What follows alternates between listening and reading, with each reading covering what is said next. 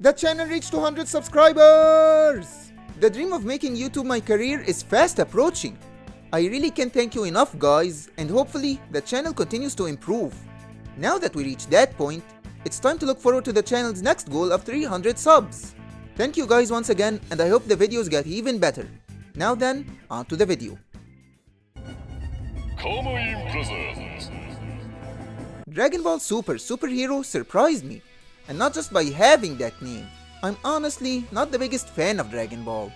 I mean, don't get me wrong, Dragon Ball is the most famous anime of all time, and one of the most influential in the industry, but I much preferred the games over the anime. That is how I experienced the story of Dragon Ball after all, especially through Budokai 3 and Budokai Tenkaichi 3.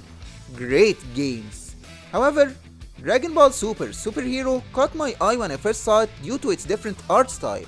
To me, it looks like it's halfway between the anime and the video games, and got me interested in the movie, and after watching it, I have to say, Dragon Ball Super Superhero was a perfect Dragon Ball movie. First up, let's see what the movie's about. The Red Ribbon Army is back.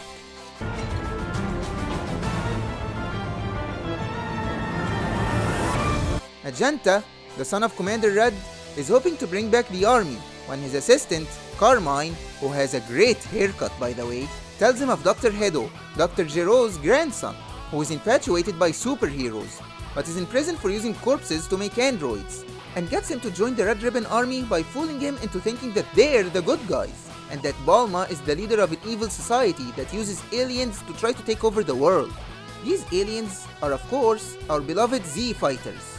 Dr. Hedo, like his grandfather, creates 3 androids, Gamma 1, Gamma 2, and Cell Max. In the meantime, Piccolo is training Pan and teaching her how to fly. Once again, Piccolo is doing what he does best, being an actual father to Pan, just like he was with Gohan. Apparently, Saiyans don't make great fathers. However, after he finishes training her, he's attacked by Gamma 2 and he actually defeats Piccolo, or at least that's what he thinks. But Piccolo actually fools him and infiltrates the Red Ribbon Army to find out what they're doing. It may not be the most complex plot out there, but hey, it's Dragon Ball. We don't watch Dragon Ball for the plot, we watch it for the awesome fights and epic transformations, which thankfully this movie has, which makes it just perfect.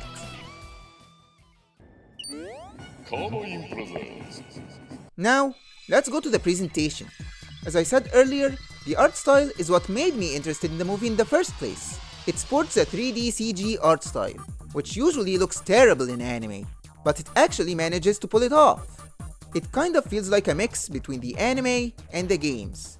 I don't know if the series is going to keep this art style or if it's just a one-off, but if they kept it, then I won't mind it at all. Also, this is my first time watching Dragon Ball sub, and it honestly took me some time to get used to the voices. Not hearing Christopher Sabat and Sean Shamel was really weird to me at first, but after getting used to the Japanese voices, I didn't mind it at all. However, I still prefer Dragon Ball dubbed. Dragon Ball Super Superhero's greatest strength is that the story focuses on Gohan and Piccolo. This time, Goku and Vegeta take a back seat and give the other characters the opportunity to shine. Piccolo especially, he feels like he's the star of the movie. The greatest dad in anime gets his time to shine. Dragon Ball Super Superhero surprised me a lot. I didn't expect to like it at all.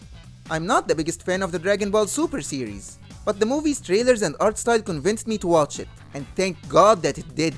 It's a funny, action-packed movie that's honestly just a great time. I guess all that's left to say is, if you're a Dragon Ball fan, then go watch it. Thank you for watching. This has been your fake anime fan, Anio, and until next time, matane!